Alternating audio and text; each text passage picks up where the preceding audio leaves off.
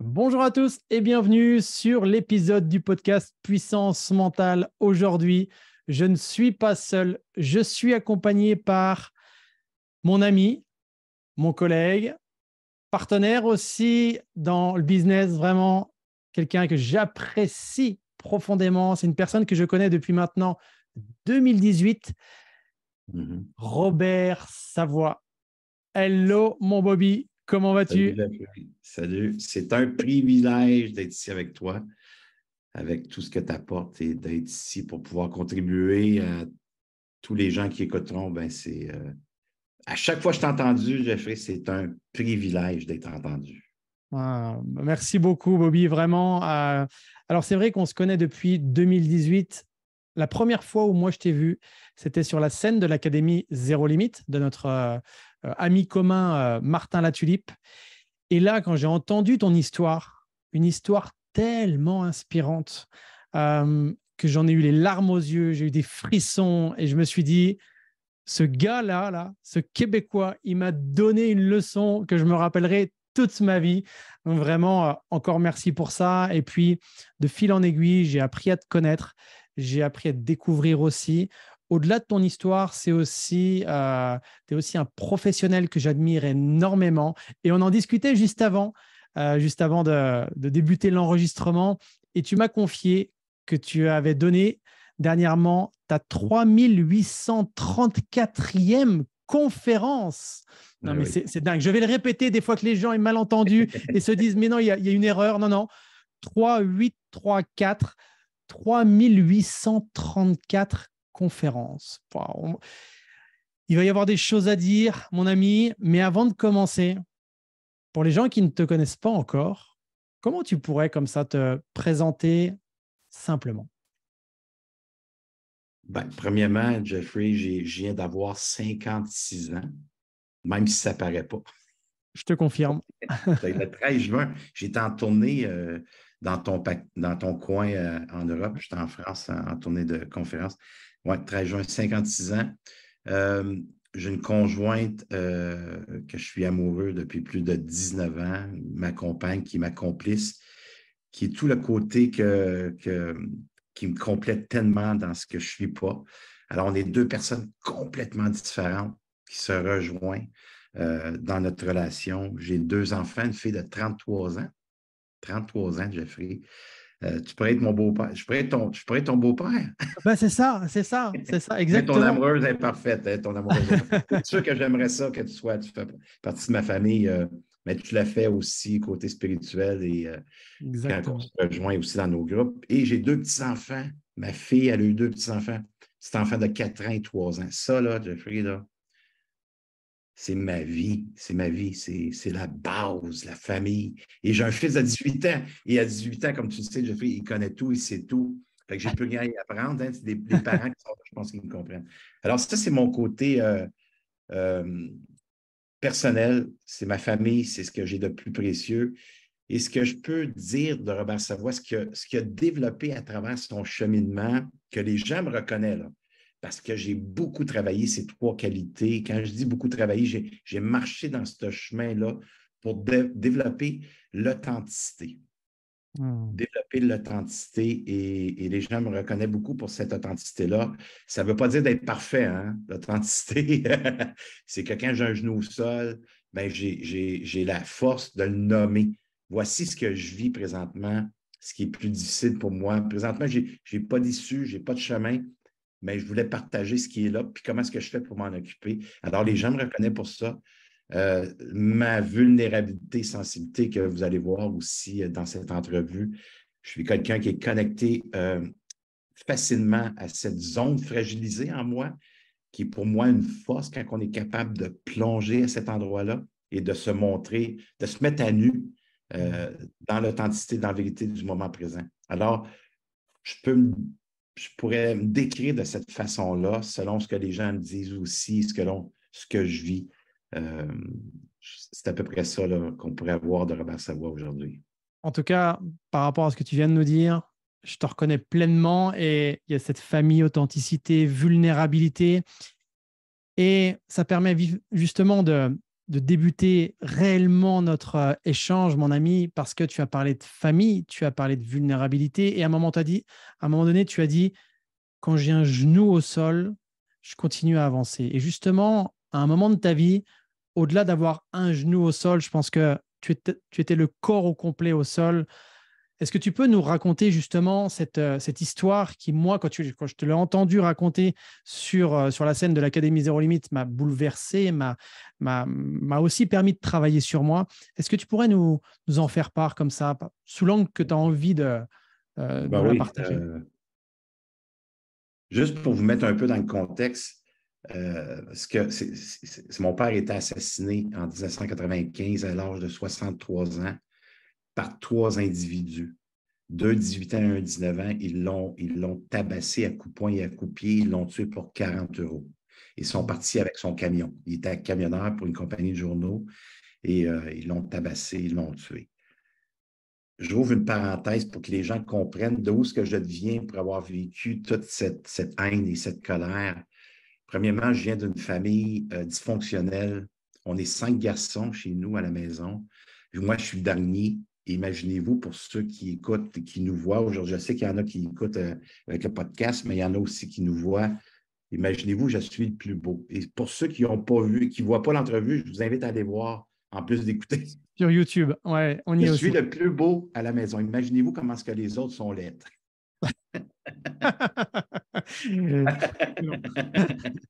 Et je suis le plus jeune. Alors, j'ai un père que sa mère, Jeffrey, elle est morte de lui. Parce qu'en 1931, il n'y avait pas de césarienne. Mon père pesait 7 kilos. C'est un gros bébé. Là, vous me regardez, je vais dire, on comprend pourquoi tu as les joufflus, Robert. Ça n'a pas rapport. 7 Ça n'a pas kilos. rapport. Alors, sa mère est morte de lui. Hmm. Son père, tellement en colère contre son fils parce qu'il a tué sa femme, il l'a abandonné. Hmm. Alors, mon père, il porte des sentiments de rejet, d'abandon. Pour lui, il a tué sa mère. Alors, c'est lui le fautif. Fait que lui, dans sa vie, le fait qu'il n'a pas pris soin du rejet et d'abandon, ses défensives, lui, c'était la violence. Alors, quand il a eu ses 5 beaux enfants, c'est sûr qu'il nous a transmis ça. Quand il était déclenché dans son rejet, dans son abandon, pour ne pas le mentionner, il est sensible, vulnérable à son rejet, abandon, c'était la violence. Alors, j'ai été élevé beaucoup dans la violence et ça m'a amené, moi, cette violence-là, à devenir violent aussi. Hmm. Alors, de 17 ans à 23 ans, j'ai 12 charges d'assaut sur les agents de police. Parce que l'uniforme, ce n'est pas l'individu qui est dans l'uniforme, mais c'est l'uniforme qui me fait peur parce que c'est une autorité. Le policier représente l'autorité, puis moi, je suis le plus peureux qu'il n'y a pas sur la planète Terre. Mais quand je me fais arrêter, j'ai tellement peur que je deviens violent. Alors, 12 fois, je me fais arrêter au poste de police. Je passe des week-ends au poste de police. Et quand le juge me dit la dernière fois, Monsieur Savoie, si ça vous arrive une autre fois, cette fois-ci, vous allez aller faire de la tôle, vous allez faire de la prison pour vous rappeler du mal que vous faites dans la société. Alors, ça m'a aidé. Et là, dans les bars au Québec où est-ce que je vis, il n'y a pas un bar qui m'accepte parce que je suis un trouble fête. Et j'ai une place qui m'accepte et cet endroit-là, c'est parce que je suis portier à ce bar-là. Parce que tu es portier? Portier, ça veut dire que c'est moi qui s'occupe des gens Oui, qui agent de sécurité. fêtent. Enfin, tu fais Je la les prends sécurité. et je les mets dehors s'ils n'écoutent pas. Hmm. OK. Juste pour vous mettre dans le contexte. Et là, je rencontre, à 23 ans, je rencontre la mère de ma fille. Et là, Jeffrey, elle me dit, je t'aime. Écoute, je n'avais jamais entendu ça d'une femme. Et j'ai été plus de 11 ans avec elle, cette magnifique personne qui m'a donné la naissance de ma fille. Et là, rendu à 23 ans, je me calme, je lâche les barres, je me relève d'un fonctionnement pilote automatique, mode survie. Je ne ressens pas, je crois en rien, encore moins à la religion, parce que mon père a été placé sur la religion catholique. Toutes les religions sont bonnes, selon moi, mais quand ils ont pris mon père, ils l'ont placé chez les frères, religion catholique. Il s'est fait abuser dans tous les sens. Alors, moi, la religion, j'ai peur de ça, je m'éloigne de ça. La spiritualité, je confonds la religion avec la spiritualité. Alors, Je crois en rien. Fait que de 17 ans à 23 ans, c'est l'enfer. Je reproduis ce que mon père m'a délégué comme héritage affectif. Et à 23 ans, c'est là que je décide de me prendre en main parce que je raconte la femme de ma vie. Et à l'âge de 28 ans, de 24 août 1995, je referme la parenthèse de qu'est-ce que je viens de nommer pour qu'on puisse comprendre. Je suis chez mes parents le soir du 24 août 1995 parce que j'ai été déclaré comme quoi j'ai de la maladie de Crohn. Et la maladie de Crohn, c'est quoi? C'est le gros intestin, c'est le foyer des émotions, de la culpabilité, de la honte, l'humiliation. C'est le foyer du gros intestin. Fait que le fait que je n'ai pas verbalisé ces émotions, j'ai vécu énormément de culpabilité, de honte, d'humiliation. C'est venu se loger sur mon gros intestin. Mon gros intestin était après perforé. Alors, ils m'ont opéré d'urgence, ils m'ont enlevé le gros intestin. Et là, je suis retourné chez mes parents parce que ma conjointe, à l'époque, elle ne peut pas prendre soin de moi. Elle travaille, on a notre fille qui a 5 ans. Et là, le 24 août 1995, je le répète, à 5 heures le matin, je sens une main sur mon pied et c'est mes 2 frères qui me disent « Bobby, Bobby, papa il est mort, papa il est mort ». Ils me disent ça en sanglots. Et ce qui m'a déclenché dans ma société intérieure, tu sais, au niveau du nombril, c'est là qu'on accumule les émotions qu'on a vécues dans notre histoire de vie. Et ce qui m'a déclenché, c'est quand mon frère a dit « Papa s'est fait tuer ». Ça a été comme un volcan à l'intérieur de moi parce que je ne m'étais jamais occupé de cette partie-là. Et ce volcan-là qui s'éveille, c'est toute la colère, la haine, l'agressivité. Et là, je me mets à crier, à hurler, à frapper partout. Et ce qui est arrivé, c'est que le détective Marc Pino, il est arrivé à la maison et là, il venait à bout de me calmer, tout ça. Et je vous épargne de tous les détails. Et à ce moment-là, il a fallu que j'y aille identifier mon père. Et quand j'ai été identifier mon père à la morgue, Jeffrey a enlevé le drap sur sa tête et j'ai regardé son visage. Il a les 2 yeux noirs, toutes les lèvres enflées, craquées, plus de dents dans la bouche. Ils ont tout brisé les dents qui restaient. Tout son côté droit du crâne écrasé à force d'avoir mangé des coups de pied sur la tête. Ça, c'est l'image que je vois. Et comme tu enseignes si bien, Jeffrey, hein, comment est-ce que notre mental est fort. Et en neurosciences, il y a une dizaine d'années, ils ont été capables de prouver comme quoi qu'on a 60 000 pensées par jour. Hein. Je pense que je ne vous apprends rien. Jeffrey nous en parle souvent. Et moi, j'ai pris cette image-là et je suis venu placer ça dans mes 60 000 pensées. Et quand je tombe au repos, bien, mes 60 000 pensées prennent place. Et l'image que je vois de mon père sur la civière, c'est elle qui prend le dessus. Et là, je me mets à me créer des scénarios. Et les scénarios que je me crée, c'est que je parle de l'image à mon père, mais aussi qu'à l'enquête préliminaire, il y en a un des 3 assassins qui a tout avoué. Il a tout dit ce qui s'est passé. Et il a même raconté les dernières paroles que mon père criait. Lâchez-moi, qu'est-ce que j'ai fait? Je n'ai rien fait, vous me faites mal, lâchez-moi. Ça, c'est les paroles que mon père criait. Alors, mon image que je vois de mon père, après ça, ça procède de les paroles à mon père. Et là, je me mets à me créer avec le pouvoir imaginaire comment ces personnes-là vont mourir. Parce que de 0 à 28 ans, c'est ce que j'ai reçu. La violence, la colère, la haine, et de remettre à l'autre, tu sais, dent pour dent, œil pour œil. Moi, je veux remettre le mal que je vis présentement. Alors, je me fais des scénarios comment est-ce que ces personnes-là vont mourir. Alors, j'ai été 5 ans à fuir dans le travail parce qu'à cette époque-là, j'ai lâché les substances. Je suis plus calme dans ce côté-là. Je ne veux pas retourner là parce que si je retourne là, je vais mourir. Puis je ne veux pas faire vivre à ma fille ce que je vis de la perte d'un père. Alors, je travaille. Et à chaque fois que j'ai un temps pour me reposer, l'image à mon père, de mes 60 000 pensées, les dernières paroles que mon père écrit, et là, je me fais des scénarios. Pendant 5 ans, je nourris mon mental à tuer ces personnes-là. Et ce que ça a créé, c'est que je suis devenu un danger public. Il ne faut pas me klaxonner. Moi, avoir resté à Paris, c'est sûr que je fais un meurtre. Hmm. faut pas me klaxonner sur la route. On ne doit pas me couper parce que je pars après les voitures. Je m'arrête, je débarque, puis les gens, juste mon visage, juste mon état d'être, les gens ont peur. Ils partent. Puis merci mon Dieu que je n'avais pas eu une personne aussi agressive que moi parce que ça aurait été très violent. Et là, je suis devenu un danger public parce que je nourris justement mon mental à me créer des scénarios de vengeance.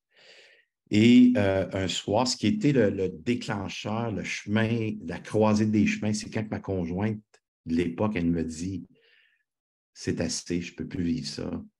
Je ne suis pas violent à la maison, mais dans la présence, je suis absent. Elle dit, tu n'es plus l'homme que j'ai rencontré, puis même si on a tout le matériel, on a les sous, elle dit, je veux l'homme que j'ai rencontré, puis je vois que tu es trop loin de cet homme-là que tu étais, alors je décide de partir. Et ça a été la croisée des chemins. C'était le bas fond pour moi. Et il y a un soir que je suis dans ma belle grosse maison, c'est un château que je m'étais construit ici au Québec, c'était de toute beauté. Et je regarde dans la maison et je m'aperçois que je suis seul à vivre ça. Il n'y a pas personne avec moi pour vivre cette abondance-là. Et ce qui m'a touché, Jeffrey, c'est que je n'étais même pas capable de le ressentir. Pas capable d'apprécier tout ce que j'ai à l'extérieur pour remplir mon vide affectif, même pas capable de le ressentir. Et ça me met en colère. Là, je suis dans la haine. Et je me lève. Si tu me permets, Bobby, parce que pour être sûr que je comprenne bien ce que tu nous dis, donc de 0 à 28 ans, tu es nourri par la violence de ton père et tout ça. Et à 28 ans, donc il y a le meurtre de ton papa. Pendant 5 ans, tu fuis ces pensées-là, justement, qui te nourrissent entre la vue de ton papa plus les derniers mots qu'il a dit. C'est une sorte de... Tu es hanté par tout ça. Donc, tu fuis dans le travail. Et là, quand ta compagne te quitte, tu te retrouves seul dans un lieu qui, d'apparence, tu avais tout pour être heureux. Enfin, dans comme tu dis, un château. Enfin, voilà, dans le paraître. Et là, moi, ce que je comprends, c'est que, à part la colère, à part l'esprit de vengeance, la joie, le calme, la présence, c'est des choses que tu ne connais plus, que tu ne sais plus ressentir, c'est ça? C'est rare que c'est là. Hmm. Beaucoup sur le pilote automatique en mode survie. Hmm. Je vais chercher de la fausse joie quand je m'achète un objet, une nouvelle voiture, un, un, un, un article là, pour combler mon vide. À ces moments-là, je vais chercher une fausse joie parce que ça me prend du matériel pour remplir le vide affectif. Fait que je ne pars rarement de l'intérieur et je ne pars pas du tout de l'intérieur. Je pars de l'extérieur pour remplir un vide. Alors, je ne pars pas de la bonne place. Et est-ce que tu as eu le sentiment, justement, alors, moi qui n'ai évidemment pas vécu ce genre de situation, moi, ça ne me paraît pas anormal de ressentir de la colère, de ressentir cette envie de vengeance parce qu'on se dit c'est pas normal. Et puis, voilà, c'est quand même c'est plus qu'un proche, c'est ton père. Est-ce que pendant ces 5 ans-là, toi, tu as le sentiment que cette colère, elle reste identique, elle diminue, elle augmente? Comment par rapport à tes ressentis comme ça? C'est le fait que quand elle est endormie Ouais, par le du travail, matériel, ouais.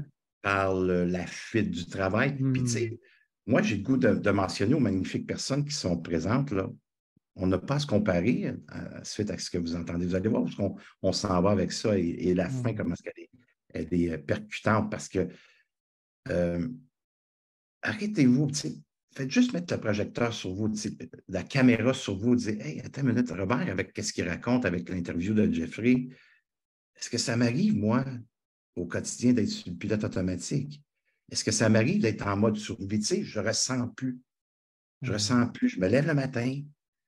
Je peux être au petit déjeuner, me mettre de la nourriture que j'aime dans mon corps.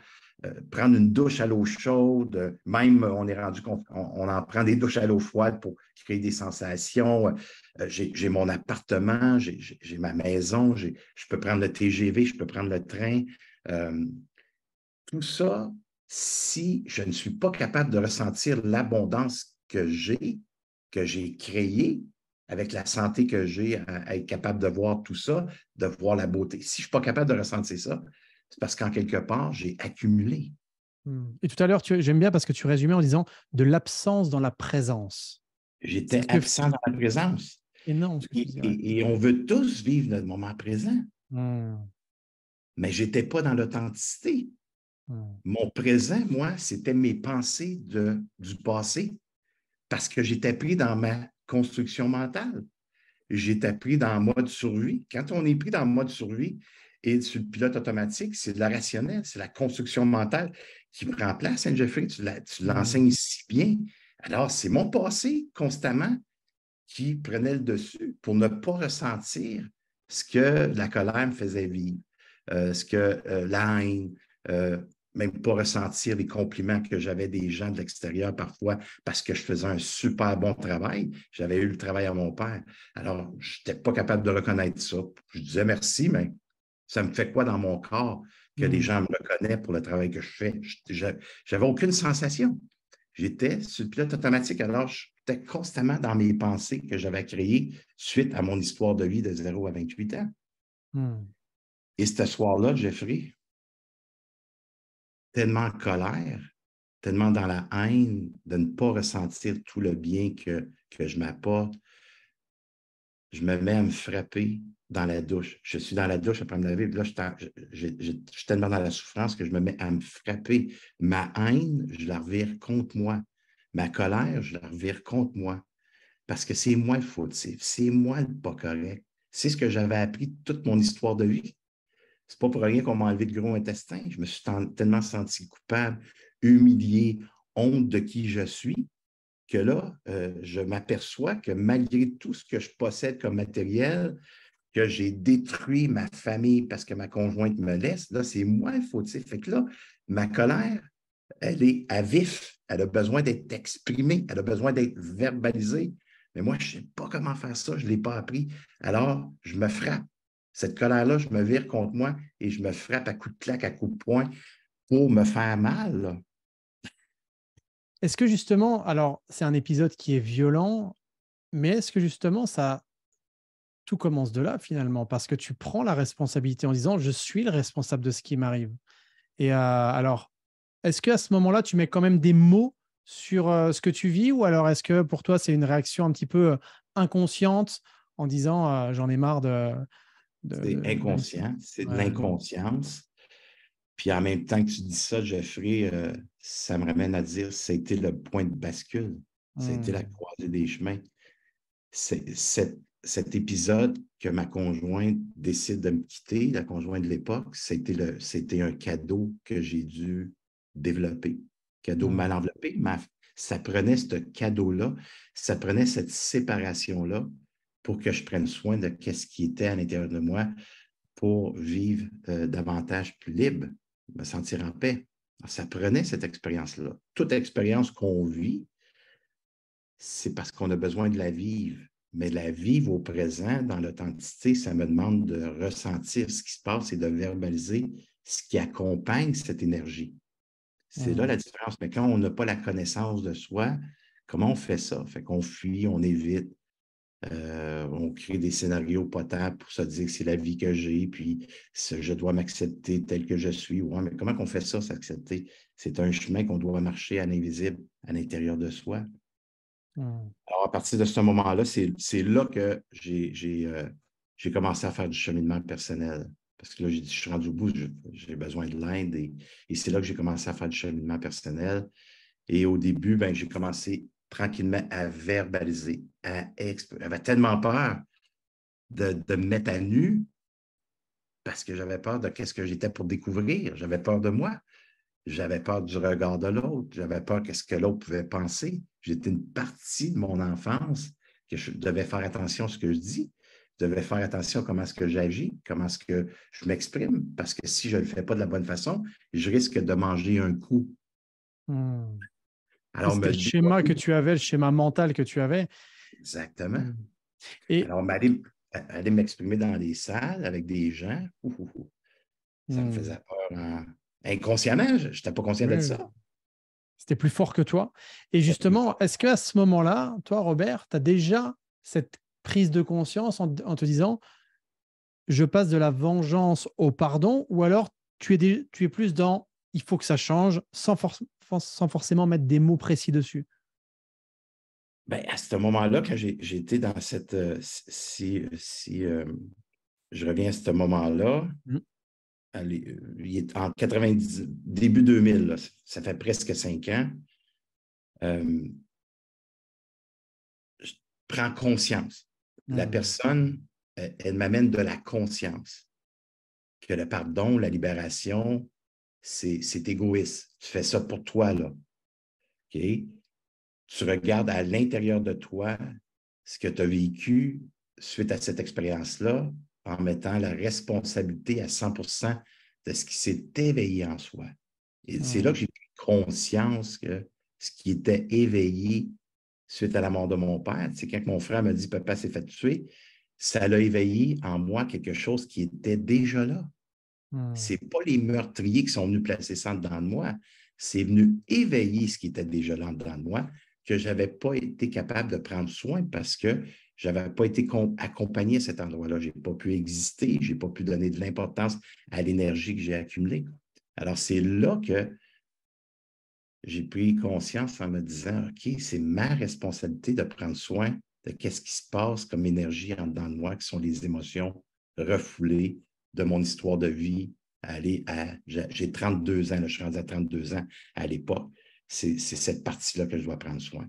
Puis au Et, début, et vas-y, juste, Bobby, pour les gens qui nous écoutent aujourd'hui, Robert n'est pas en train de dire je suis coupable de ce qui s'est passé. Il est en train de non, dire je reprends mon pouvoir par rapport à ce que je suis en train de vivre. Donc ma responsabilité, c'est vraiment de quelle façon j'ai envie de vivre ce qui m'arrive, de quelle façon j'ai envie de m'adapter à la situation que je suis en train de vivre. Parce que le fait que ces gens-là aient tué son père, ça, c'est passé, on ne peut plus rien y faire, on n'a plus du tout d'emprise dessus. Mais par contre, la responsabilité dont Bobby, dont Robert, je t'appelle Bobby, hein, on est entre nous, hein. oui, Mon Bobby Love International, justement, cette prise de responsabilité, elle est hyper importante. Et encore une fois, je vous invite à faire un parallèle par rapport à votre vie, par rapport à ce qui vous arrive. De quelle façon vous, aujourd'hui, vous prenez la responsabilité de ce qui vous arrive en disant comment je vais m'adapter, comment je vais reprendre le pouvoir sur ma vie.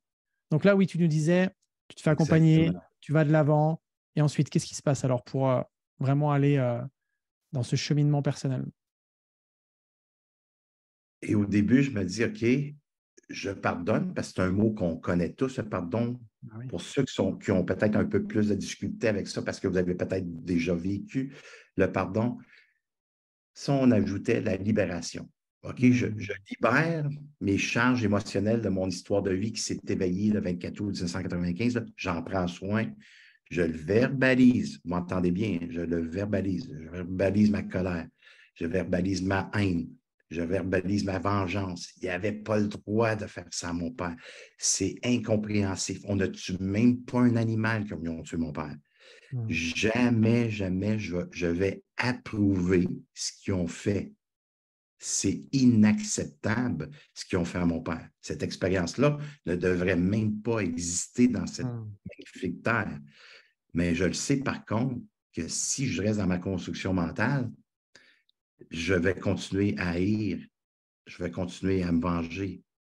Alors c'est là que j'ai plongé dans l'énergie qui est mon côté sombre de soi, que j'ai pris soin.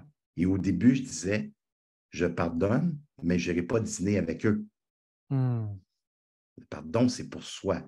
Hein? Je dis toujours aux gens, si tu rencontres Robert Savoie, puis tu dis, ah, je suis en paix, je me sens mieux, je me suis libéré, et tu t'en vas voir ton voisin qui t'a volé ta bicyclette il 2 ans passés, puis là, tu cognes à sa porte, tu dis, hey, j'ai rencontré Robert Savoie, Jeffrey, je suis en paix, je veux juste dire que Je t'ai pardonné que tu aies volé ma bicyclette. Voici le deuxième set de clés de ma voiture si jamais tu en as besoin. Il ne faut pas devenir ignorant là, avec le pardon. Hmm. Tu comprends? Je n'approuverai jamais ce qu'ils ont fait, ces gens-là. Il faut comprendre Hmm. ça. Mais je suis responsable à 100% de ce qui s'est passé en moi le 24 août 1995. C'est C'est important là, cette distinction, Bobby. Enfin, tu as insisté, mais je réinsiste dessus. Cette distinction, tu n'es pas en train de dire bravo, non, vous avez bien fait. Hein, c'est pas ça. Hein. C'est non, ce que je vis ce que je vis en moi par rapport à cette situation. C'est qu'est-ce que j'en fais. Donc là, effectivement, qu'est-ce tu le que j'en ressens, fais? tu le verbalises. Enfin, déjà, en priorité, tu prends la responsabilité. Après, tu le ressens, tu verbalises. Ouais. C'est parce que ce qu'on doit comprendre, Jeffrey, j'ai été 5 ans à donner mon pouvoir à ces meurtriers. Hmm. J'étais autant en prison qu'eux. J'étais dans une cage dorée, là. Hmm. J'étais en prison moi-même, prison affective. C'est puissant ce Alors, que tu j'étais dis. aussi souffrant que ces meurtriers-là. C'est ça qu'on doit comprendre. Jamais je vais approuver ce qu'ils ont fait. Mais ma responsabilité, c'était de reprendre mon pouvoir, de remettre le projecteur sur moi, parce que j'étais 5 ans à voir le projecteur sur eux, de les en vouloir, de les démolir, de les décapiter. Mais le temps que je fais ça, j'étais à l'extérieur de moi. Alors, c'est pour ça que j'étais en pilote automatique, en mode survie. Et en mettant le projecteur sur moi, j'ai pris soin de cette énergie-là et je suis arrivé à me libérer, à être plus en paix. Et là, j'ai dit, il faut que j'apprenne à connaître Robert Savoie. C'est qui, lui? Alors, j'ai retourné aux études, en psychologie, en thérapie, apprendre à me connaître. Et ça m'a amené que j'ai eu des demandes de conférenciers, de psychologues, de coachs, de thérapeutes, à aller faire des petits témoignages dans des groupes. Et inconsciemment, à chaque fois que j'allais dans un groupe, j'étais vulnérable, j'étais sensible, je racontais dans 15 minutes ce que je t'apprends à vous raconter et je me libérais à chaque fois parce que je me permettais d'être sensible et vulnérable à moi. Et c'est là que j'ai commencé à comprendre et à ressentir que la vulnérabilité et la sensibilité, c'était une force. On Hmm. doit être fort pour être capable d'être vulnérable et de raconter Tellement. public, comment est-ce que tu te sens intérieurement? Je n'ai pas commencé de même, mais tranquillement, j'ai accepté cette vulnérabilité, sensibilité, et c'est devenu plus léger. Et à chaque fois que je racontais, c'est comme si je prenais une boîte de Kleenex puis je venais enlever une pleure. À Hmm. chaque fois que je rencontrais, j'enlevais une pleure de souffrance. Et au début, je disais, je pardonne, mais je n'irai pas dîner avec eux. Et à chaque fois que j'enlevais une pleure, que je racontais mon histoire, je me rapprochais davantage de l'amour de soi, de la confiance en soi, que j'ai compris, Jeffrey, que c'est toujours là. L'amour de soi et la confiance en soi, elle est là encore. J'étais pas brisé. J'étais brimé par les expériences de vie, mais j'étais pas brisé. Et Hmm. le fait de prendre soin de ces charges émotionnelles, je me rapprochais constamment de mon amour de soi. Et là, il y a un soir, mon frère Pierre il est rentré à la maison, un des plus vieux, qui avait des nouvelles de la prison de Kingston où est-ce qu'étaient les assassins. Puis il a su qu'il y en a un des trois qui se sentait coupable. Il s'en voulait d'avoir tué mon père. Et là, c'est sûr qu'entre frères, on s'est dit, s'il peut assez pâtir, nous aussi, on a pâti. Parce Hmm. qu'il faisait des séjours à l'hôpital. Il sentait le plafond descendre, les murs rétrécir. Il s'en voulait énormément d'avoir tué mon père. Et dans la construction mentale, on s'est pas assez pâtir, nous aussi, on a pâti. Et mon frère est parti, et là, j'ai pris le temps de me retirer, de calmer mon esprit, de dire, comment tu te sens à savoir qu'il y a un des assassins qui a tué ton père, qui se sent coupable, qui s'en veut? Tu te sens comment? Qu'est-ce qui est là pour toi? Et ce que ça le dit, fais quelque chose pour lui. Et là, je vais vous épargner de tous les détails, là, mais je l'ai rencontré. Le processus a duré plus de 9 mois, une naissance, Hmm. et je l'ai rencontré en prison. Et en le rencontrant en prison, c'était un 4 heures des plus intenses que j'avais vécu de toute ma vie. Parce que si on se souvient, en 1995, pendant 5 ans, j'ai voulu tuer ces personnes-là. Je vous le dis, les scénarios que je me faisais, là, c'était des films d'horreur. Je les décapitais. En dernier, je les tuais même plus. Hmm. C'était de leur rendre service, les tuer. C'était Hmm. des faire souffrir. Mais le temps que je pense à ça, c'est qui souffrait? Ouais, c'est Qui ça. entretenait la colère? Qui entretenait la vengeance? C'est moi. Hmm. Et vous allez dire, c'est normal. Aujourd'hui, je ne peux plus dire que c'est normal parce que notre création mentale n'a pas été créée pour se venger. Elle a été créée pour se créer une vie de rêve, une vie de paix, une vie de légèreté, une vie d'abondance, une vie d'amour. C'est pour ça que notre mental a été créé, notre pouvoir imaginaire. Alors, je suis en prison en face de celui qui a tué mon père. Mon père, je l'aimais, là. Hmm. Mon père, il m'aurait donné son cœur, ses reins, mon père, pour qu'on puisse vivre. Malgré sa violence, là, je le sais qu'il m'aimait. Et je suis en face de l'assassin et je le regarde, Jeffrey, et je n'ai plus de haine. J'ai aucune vengeance en moi. C'est pas l'humain que j'ai construit de 0 à 28 ans. L'homme qui est assis en face du meurtrier de son père, c'est celui que j'ai reconstruit en marchant le chemin que je n'avais pas marché de 0 à 28 ans. Et est-ce qu'à ce moment-là, justement, Bobby, quand tu es face à l'assassin de ton papa, est-ce que justement de ne pas ressentir cette haine comme tu aurais pu la ressentir des années auparavant, est-ce que ça t'a fait un petit peu bizarre, un petit peu de dire, mais c'est bizarre que je ne ressente rien, ou alors cette observation avait déjà eu lieu avant? Parce qu'il y a entre ce qu'on pense de je vais réagir comme ça et quand on est vraiment face à cette personne, il y a entre la réalité et puis l'anticipation de la réalité, il y a quand même un pas.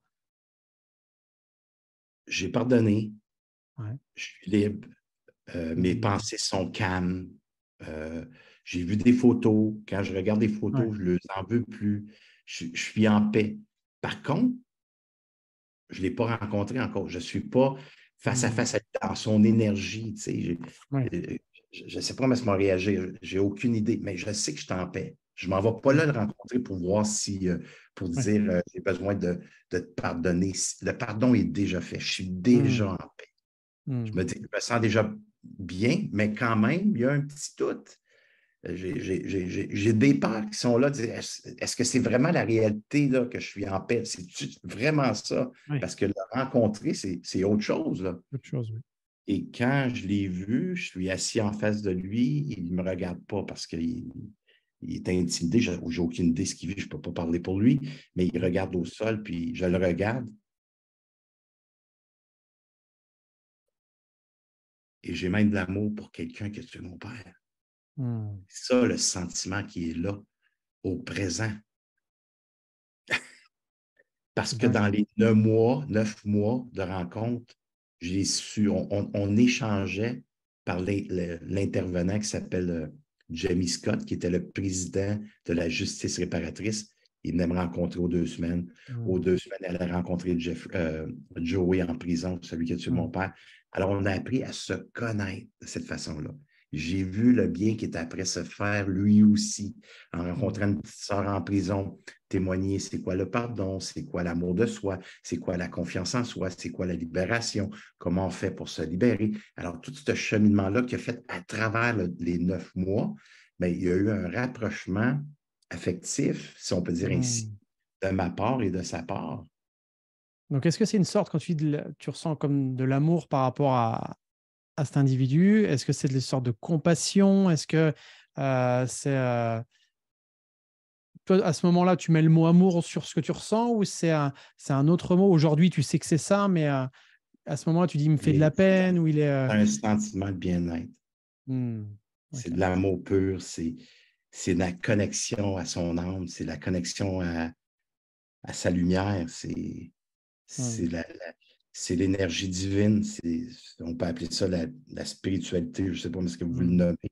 Moi, j'appelle ça, c'est la connexion à la divinité de qui nous sommes vraiment. Et à Pourquoi ce qu'on dit moment-là, à ce moment-là, tu as la pleine maîtrise de toi-même. Ça qui est incroyable, c'est tu as le pouvoir. C'est-à-dire que même cette personne-là, peu importe ce qu'il est en train de vivre, toi, tu décides de ressentir de l'apaisement, du calme, et c'est ce que tu ressens. C'est ça qui est c'est la incroyable. libération qui va amener à ressentir Hmm, ça. bah oui. La paix que j'ai faite avec mon histoire de vie, Hmm, suite à ce qu'eux ont éveillé en moi. ouais. Et c'est pour ça que je dis que ça a été un cadeau mal enveloppé.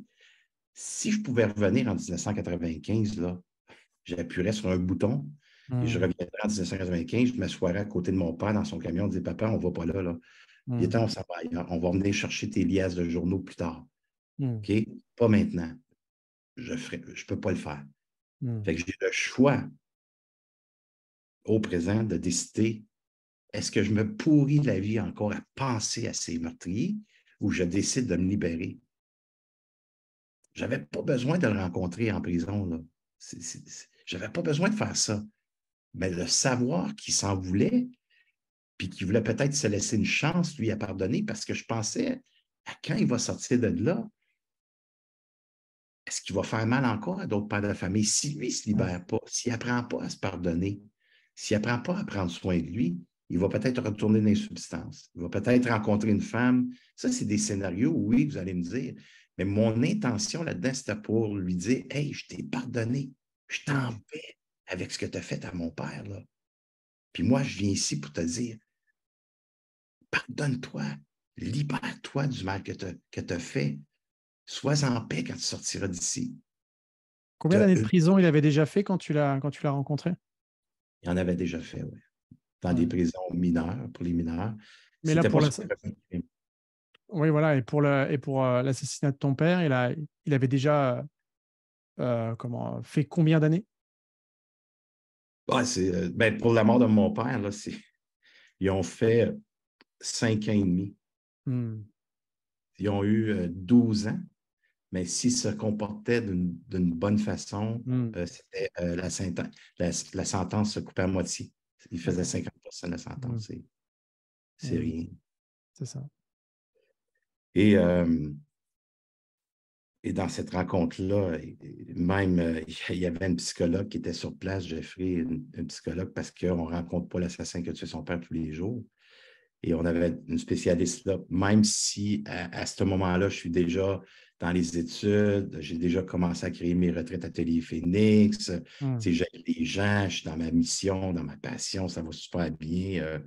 Mais c'est quand même moi qui est là puis qui rencontre les gens, ces personnes-là. Et elle pleure sa vie, là. De voir l'amour qu'il y a là, de la façon que c'est fait. Et après un certain temps, on a échangé ensemble, et après un certain temps, les deux, on s'est levés debout, chacun de notre côté de la table, et on s'est levés, puis on s'est rencontrés, là. Écoute, j'ai pris l'assassin dans mes bras. Et je peux vous dire qu'à l'époque, j'étais assez fort pour l'étouffer, j'étais assez fort pour le briser en morceaux, l'étouffer dans mes bras. Et j'ai aucune haine. Aucune haine. Et je répète ce que j'ai dit tantôt, c'est pas l'homme que j'ai construit de 0 à 32 ans là, que j'étais en prison. C'est celui que j'ai déconstruit. C'est le chemin que j'ai marché de libération qui m'a amené à là.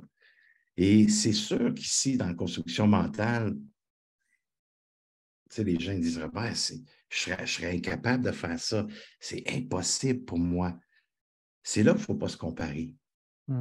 C'est là que Jeffrey, tantôt, a dit, les amis, mettez le projecteur sur vous. Regardez votre histoire de vie. Regardez les événements qu'on met des mots échec. J'ai échoué. Tout ça, là, ces expériences-là, est-ce qu'il y aurait un chemin que je pourrais marcher aujourd'hui mentalement, émotionnellement, pour me libérer de ces charges émotionnelles que j'ai accumulées en moi? Parce qu'on le sait qu'on est énergie. On sait tous ça, nous sommes énergie. Alors, ça veut dire que si j'ai accumulé ces énergies suite aux échecs, suite aux déceptions, suite au deuil de séparation, là, mais tout ça a besoin d'être nettoyé au présent. C'est fini de passer pour moi. Je ne retournerai plus là jamais de ma vie. Mais je le sais qu'au présent, j'ai une histoire de vie qui est accumulée dans ma zone fragilisée. Et le déclencheur, bien souvent, c'est les gens que j'aime le plus au monde. Mais ça me déclenche où? Ça me déclenche à l'intérieur de moi. Et c'est là, au présent, que j'ai le pouvoir de m'en occuper. Au présent, dans le ici, maintenant. Et c'est là que je dois apprendre à mettre des mots sur les mots MAUX, comment je me sens dans les ici maintenant pour prendre soin de cette énergie-là, pour être évacué de ce qui est en moi. C'est là que j'ai le pouvoir. Et quand j'ai pris l'assassin dans mes bras, c'est plus grand que soi. Là, je suis connecté directement à l'amour de qui je suis. À qui je fais du bien? C'est à moi que je fais du bien. Puis en me faisant du bien, mais je fais du bien à une autre personne qui a tué mon père. Mais cette expérience-là, Jeffrey, je dis toujours aux gens, on a perdu une vie précieuse dans ma famille, qui est mon père. Mais depuis mes 23 ans de carrière, minimum, Jeffrey, au moins 200 personnes qui sont venues me voir, Robert, puis des gens parfois, des gens d'affaires, là, des gens qui réussissent super bien en affaires, des gens qui ont une vie merveilleuse, des gens qui ont des études à ne plus finir, des gens comme moi aussi, parfois, qui arrivent à une expérience, puis là, sont déboussolés, ils ont les genoux au sol, ils ne savent pas comment s'en sortir. Ils viennent me voir, puis ils me disent, Robert, si ce n'était pas le parcours que j'ai fait avec toi, j'avais la date, j'avais le lieu, c'était terminé pour moi. C'était mon dernier arrêt avec toi. Minimum 200 personnes, Jeffrey, ils ont osé me dire ça. Et je rouvre une parenthèse, Jeffrey, j'ai une dame ici dans l'Outaouais, OK, j'ai la permission, je n'aimerais pas son nom, mais j'ai la permission de nommer son histoire. Une femme d'affaires, elle a au-dessus de 200 portes d'appartements, OK? Elle est millionnaire, peu importe. Elle réussit, elle a une vie paisible, tout va bien dans sa vie. Et il y a un soir que son conjoint lui annonce, c'est terminé, je te quitte. Et elle, éveillée dans le rejet, éveillée dans l'abandon, elle panique. Elle m'appelle à 22 heures sur mon téléphone. Je ne réponds jamais à mon téléphone. Mon téléphone est en mode silence. Les gens qui m'appellent, il faut qu'ils me laissent un message. Et là, j'ai mon téléphone dans ma main parce que je m'en vais me coucher. Et là, je vois cette personne. Je réponds, je dis, salut, elle est en larmes.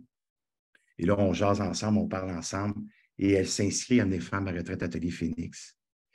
Et à la fin du week-end, elle a osé nommer devant tout le groupe. Elle dit, Robert, si tu ne répondais pas ce soir-là, j'étais dans ma voiture. Et il me restait juste à partir de la voiture. J'étais dans mon garage et tout est installé. C'était terminé. Wow. Alors, on a perdu une vie, mais à travers ma libération, du chemin que j'ai décidé de marcher pour me libérer, on en a sauvé 200. Et c'est pour ça que je dis aux gens qui écoutent aujourd'hui, avec tout le respect que j'ai pour toi qui es là encore, j'ai le goût de te dire, tu n'as pas le droit de priver les gens de qui tu es. Parce que le chemin que tu parcours avec Jeffrey présentement, c'est sûr qu'il y a de la libération qui se fait. Il y a des choses qui s'installent en dedans de toi qui est plus clair, qui est plus précis, qui est plus merveilleux. Mais le chemin que tu prends pour vivre ce que je viens de nommer, il y a de la libération qui se fait. Et c'est là qu'il devient important de ne pas avoir honte de ça. De ne pas priver les gens, à montrer aux gens d'où est-ce que vous êtes passé. Oh, on ne crie pas ça sur ces réseaux sociaux. On n'a pas besoin de dire à tout le monde le chemin qu'on a fait. Par contre, quand on le sait qu'on est peut-être devant des amis, devant des gens qu'on aime, puis que le sujet devient le lieu du présent, c'est là que peut-être de montrer aux gens, de dire, hey, voici ce que je viens de passer à travers. Voici le genou qui était au sol, comment j'ai fait de m'en sortir. Regarde où est-ce que je suis rendu. C'est là qu'on devient des messagers, selon moi.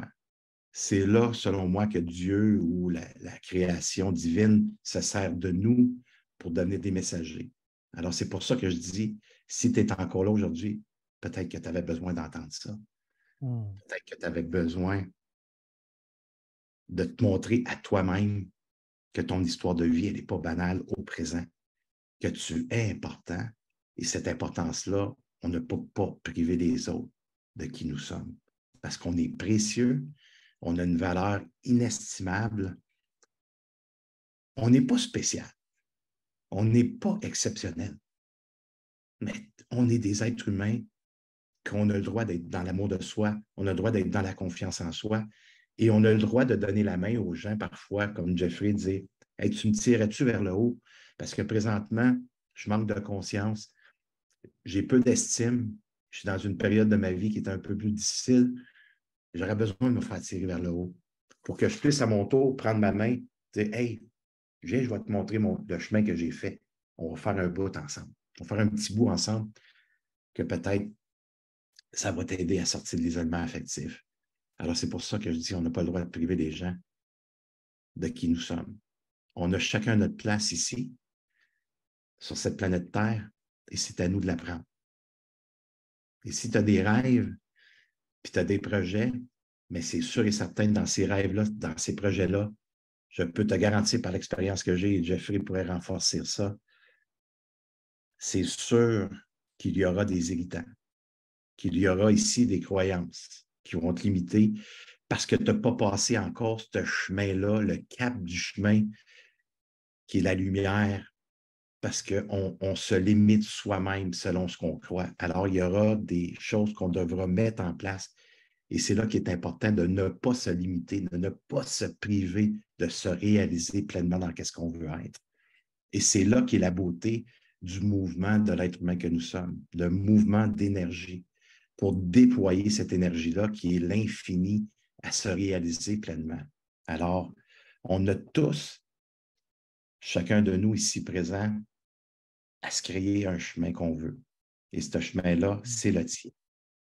Par contre, en ouvrant des voies différentes, ça peut amener les autres à faire ce chemin-là.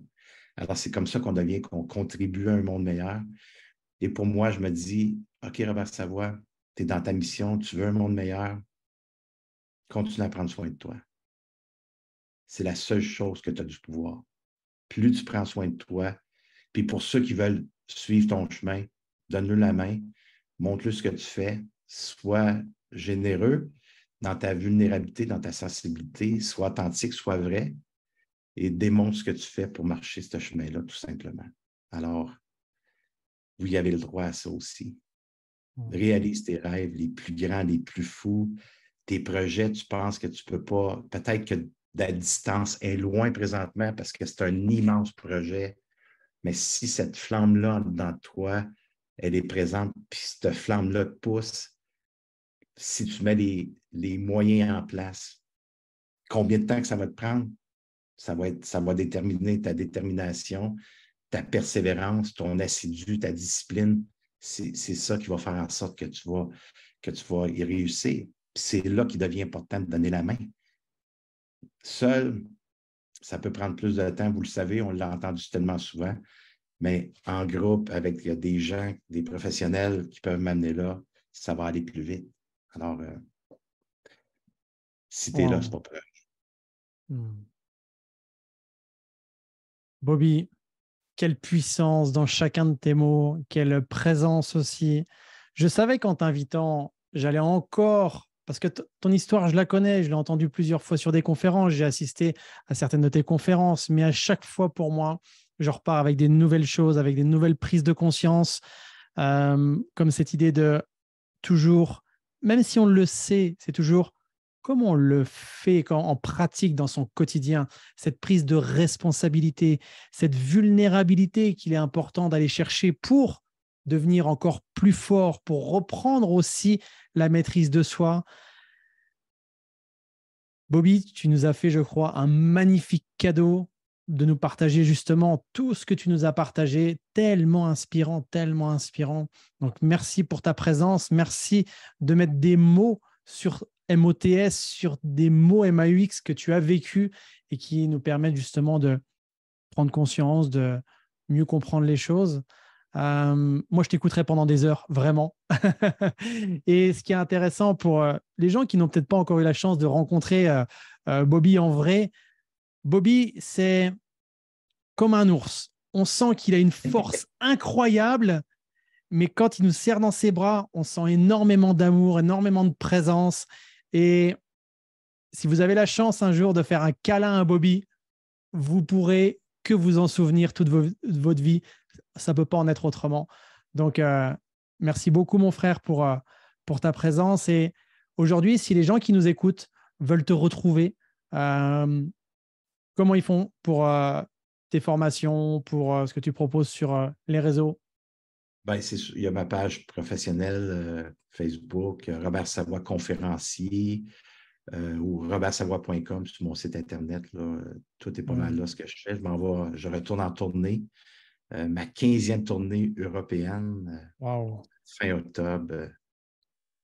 C'est peut-être une place que vous pouvez venir en conférence. C'est voir, goûter à l'essence de la vulnérabilité, sensibilité, de la force qui est là. Puis, tu sais, Jeffrey, quand je suis avec toi, je m'aime plus. Quand tu es là, dans ta présence, je m'aime plus parce qu'on est connecté cœur à cœur. Tu sais, c'est comme si, tu sais, on s'est connus en 2018, on n'a pas eu la chance de se rencontrer des milliers de fois, mais les fois j'étais à côté de toi, je me sens important, je m'aime plus. Il y a de quoi qui se passe dans la relation. Et ça, je remercie l'univers de m'avoir donné le droit de vivre ce chemin-là à tes côtés. Fait que merci pour cette opportunité. Et je pense que les gens comprennent davantage aujourd'hui, suite à ce que j'ai dit au début, c'est un privilège d'être entendu. Alors, à qui je fais du bien aujourd'hui?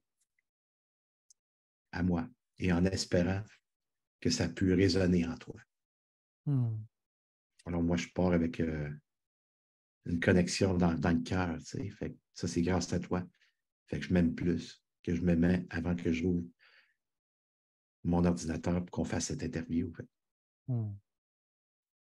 Ben, merci, mon frère. Vraiment, merci C'est mon pour idole, tout. mon Jeffrey. C'est mon idole. Bah, je te renvoie aussi ce compliment. Vraiment, je grandis en ta présence. On se voit régulièrement sur différentes immersions parce qu'on est dans un même cercle d'entrepreneurs. Donc, à chaque fois que je te vois, moi, on passe des bons moments. On rigole. On est aussi dans l'introspection. On pleure On est aussi. con. On Ouais. est con. Oh oui, qu'est-ce qu'on est con. Et ça, on sait le faire aussi. Et c'est ça qui est bon. Donc vraiment, encore mille merci, Bobby, de m'avoir vraiment permis de te faire découvrir au sein de cette belle communauté puissance mentale. Et quand les gens t'ont entendu, je pense qu'ils ont compris pourquoi une personne comme toi, j'aime la mettre en avant parce qu'il y a la famille, il y a l'authenticité, il y a la vulnérabilité, il y a la prise de responsabilité, il y a cette envie aussi d'évoluer, de transformer sa vie, l'envie de transformer, d'aider les autres à transformer leur vie. Bref, tellement de valeurs qu'on a en commun. Bref, je ne cesserai de te dire merci encore une fois.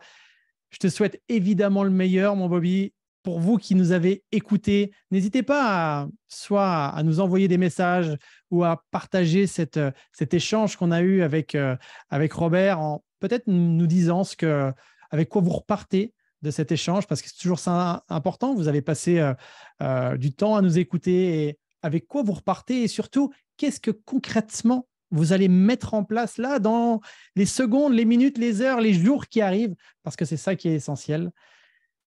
Merci, Bobby. Un petit mot de la fin comme ça, si tu avais à donner à nos auditeurs. Je vous aime. C'est ça qui est là, tu sais. Je vous aime, puis si je suis capable de vous dire ça aujourd'hui, c'est parce que je suis connecté à cet amour de soi-là, tu sais. Fait que j'espère que vous partez avec ce sentiment que vous me recevez en m'entendant. Fait que prenez le temps de respirer. Robert t'a dit qu'il m'aime, puis il ne me connaît même pas. On est des humains imparfaits, mais quand on prend soin de l'humain, on peut se connecter à ce qui est grand en soi, qui est là, qui est l'amour de soi. Alors, j'espère que vous êtes capable de respirer en vous disant que je vous aime, je m'aime et je vous aime. Et respire un bon coup, puis permets-toi de dire, hey, wow, je fais partie, moi, de cet environnement-là. Parce que si tu es là, c'est parce que tu l'as créé aussi. Merci mille fois, mon Bobby. Merci à vous qui avez pris du temps et qui nous avez écoutés. En tout cas, nous, c'était un plaisir de partager ce moment avec vous. On se retrouve pour la semaine prochaine pour un autre épisode. Et d'ici là, évidemment, prenez soin de vous, de vos proches et de votre avenir. Bye tout le monde. Salut Bobby.